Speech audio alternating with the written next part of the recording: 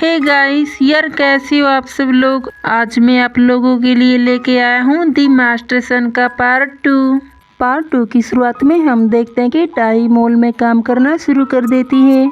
अब यहाँ पर मॉल में भी टाई को बहुत सारे घोस्ट दिखाई देते हैं जिनसे वो काफी डर जाती है।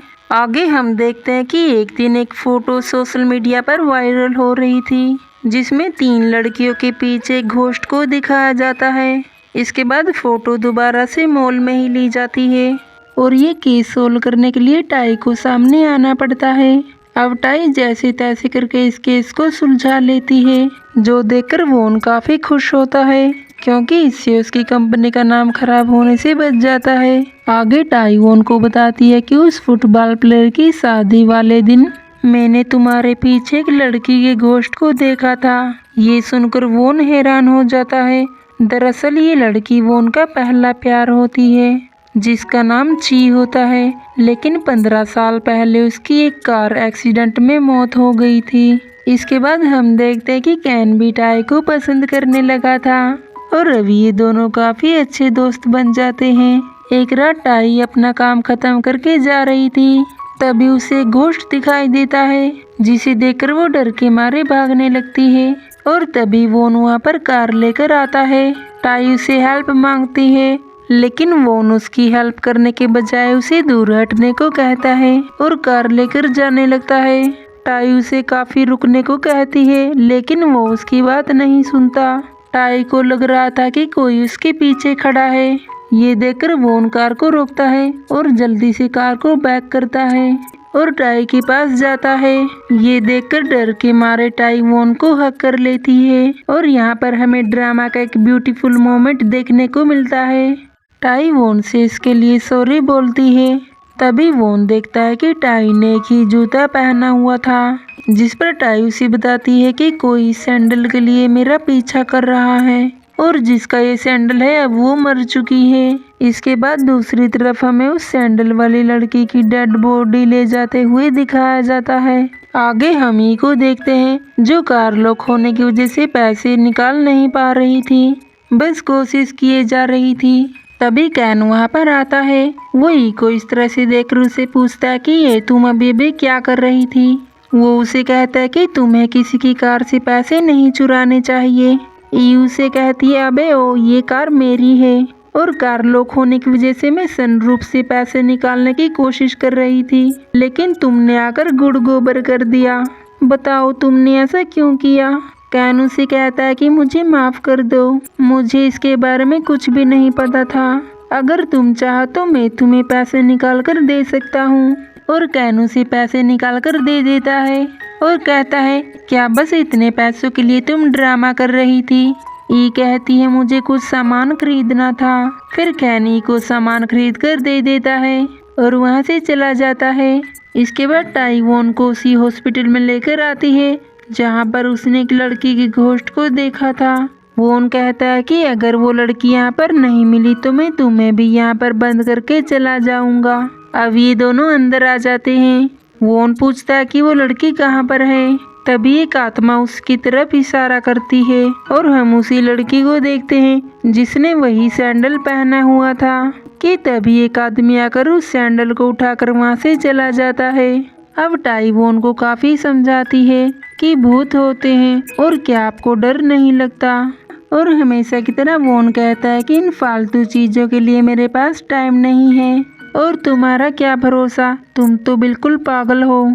इसके बाद टाई घर जा रही थी, तभी रास्ते में कैन उसे मिलता है और वो कैन से पूछती है कि क्या मैं ये टिश्यू बॉक्स पहनकर पागल लग रही हूँ। जिस पर कैन उसे कहता है कि बिल्कुल नहीं, तुम एक समझदार लड़की हो जिसने अपने पैर को सुरक्षित करने के लिए इसका यूज किया है और ये काफी अच्छा तरीका है। टाई कहती है कि अब ये टूट चुका है और अब मुझे पता नहीं कि मैं क्या करूँगी।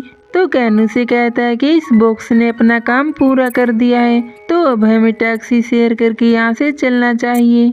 इसके बाद दोनों घर आ जाते हैं जहाँ पर कैन टाई से पूछता है कि तुम उस दिन मुझे खास इंसान के बारे में बता रही थी, तो क्या वो खास इंसान कंपनी के प्रेसिडेंट वोन है। जिस पर टाई उसे हाँ कह देती है और बताती है लेकिन मैं उनके लिए खास बिल्कुल भी नहीं हूँ। वो तो बस मुझे एक पागल लड़की समझते हैं। और ये सुनकर कैन वहाँ से चला जाता है। अगले सीन में हम वोन को उसकी कंपनी में देखते हैं, जहाँ पर वोन देखता है कि ई का पोस्टर अभी भी उसकी कंपनी में लगा हुआ है और वो नहीं चाहता कि इस पोस्टर को यहाँ से हटाया जाए, क्योंकि इससे किंगडम कंपनी को काफी अच्छा फायदा हो रहा था। तब उसका चेयरमैन कहता है कि अगर उसे अच्छा नहीं लगेगा तो आप क्या करेंगे। तो वोन कहता है कि मैं पहले इसके लिए पे कर चुका हूँ, तो बात खत्म। तो जब अपना काम बनता तो भाड़ में जाए जनता। इसके बाद ई भी यहाँ पर आ जाती है और वो अपने पोस्ट को देखकर कुछ खास रिएक्ट नहीं करती और उसे देखकर लग रहा था कि इस बात से उसे कोई फर्क नहीं पड़ता और फिर वो वहाँ से चली जाती है। आगे टाई एक औरत को उसकी बेटी की डेथ के बारे में बताती है कि आपकी बेटी की डेथ उसके हस्बैंड की वजह से हुई थी, लेकिन कोई भी यहाँ पर टाई की बात का यकीन नहीं करता। टाई काफी रिक्वेस्ट करती है, प्लीज मेरी बात का यकीन कीजिए, आपकी बेटी को इंसाफ जरूर मिलेगा। गाइस, लेकिन मुझे तो ये बूढ़ी दादी भी पागल लग रही थी जो टाई की बात का यकीन नहीं कर रही थी। खैर, ड्रामा पर चलते हैं और यहाँ के गार्ड उसे धक्के मारकर निकालने लगते हैं और टाई को गिरा देते हैं। तभी वोन वहाँ पर आ जाता है और वो टाई को उठाता है। वोन उसे पूछता है कि क्या तुम ठीक हो, जिस पर टाई कहती है हाँ मैं ठीक हूँ। तब टाई उसे बताती है कि ये आदमी उस लड़की का हस्बैंड है और ये झूठ बोल रहा है कि ये सैंडल इसकी वाइफ का नहीं है, जिस पर वो आदमी कहता है कि ये लड़की पागल है और मैं इसे बिल्कुल भी नहीं जानता। और ये देखकर वोन भी अब चुप नहीं रहता और वो कहता है कि ये सैंडल तुम्हारी वाइफ का है और मैंने इसे उस डस्टबिन से निकाला है जहाँ पर तुमने इसे फेंका था, क्यों निकल गई ना हवा। और वो उस लड़की को भी पकड़वा देता है जो उसके साथ मिली हुई थी और इस तरह से वोन सारी सच्चाई को सामने लेकर आता है। आगे टाई उस लेडी को उसकी बेटी के सैंडल दे देती है और उसे दिलासा देते हुए कहती है कि आप फिक्र मत कीजिए, आपकी बेटी जहाँ पर भी होगी आपको याद करती होगी। अब वोन को भी टाई पर यकीन हो गया था कि वो भूत और आत्माओं को देख सकती है, तो वो उसे कहता है कि तुम्हें मेरे लिए काम करना होगा, तुम्हें मेरे लिए ची की आत्मा से सारा सच पता करना होगा और तुम्हारे रहने के लिए यहाँ पर अलग से एक रूम होगा। यहाँ पर हमें पता चलता है कि 15 साल पहले किसी ने ची और वोन को किडनैप कर लिया था और बदले में वोन की मदर का नेकलेस मांगा था। तभी इसी दौरान ची की जान चली गई थी, इसलिए वोन कैसे करके उस नेकलेस को पाना चाहता है, जिसके लिए टाई भी हाँ कर देती है। आगे हम देखते कि कैन टाई की काफी परवाह कर रहा था और ये देखकर वो काफी खुश हो जाती है, क्योंकि उसे तो बस यही लगता था कि लोग तो उसे पागल ही समझते हैं। एक रात टाई ड्रिंक करके वोन के पास आ जाती है। ये देखकर वोन काफी हैरान होता है और उसे थोड़ा गुस्सा भी आता है, लेकिन टाई वोन से प्यार से बात करती है जैसे ची किया करती थी। ये देखकर वोन को कुछ भी समझ में नहीं आ रहा था और टाई उसे आई लव यू बोलकर बेहोश हो जाती है। अगले दिन हम देखते हैं कि टाई वोन के कमरे में ही सो गई थी और अब दोनों जाग जाते हैं। टाई कहती है कि आज पहली बार मुझे इतनी अच्छी नींद आई है, वरना घर पर तो मुझे काफी डर लगता रहता है। वोन उसे कहता है कि आखिर ये सब क्या है, तुम इतनी अजीब क्यों हो। टाई उसे कहती है कि प्लीज मुझे माफ कर दीजिए, और जब भी मैं ड्रिंक करती हूँ तो किसी की भी आत्मा मेरी बॉडी में आ सकती है, इसलिए मैं कभी ड्रिंक नहीं करती। अब वोन कहता है कि ठीक है, तुम्हें मुझे छूने के लिए 50,000 और हक करने के लिए 1,00,000 रुपए देने होंगे।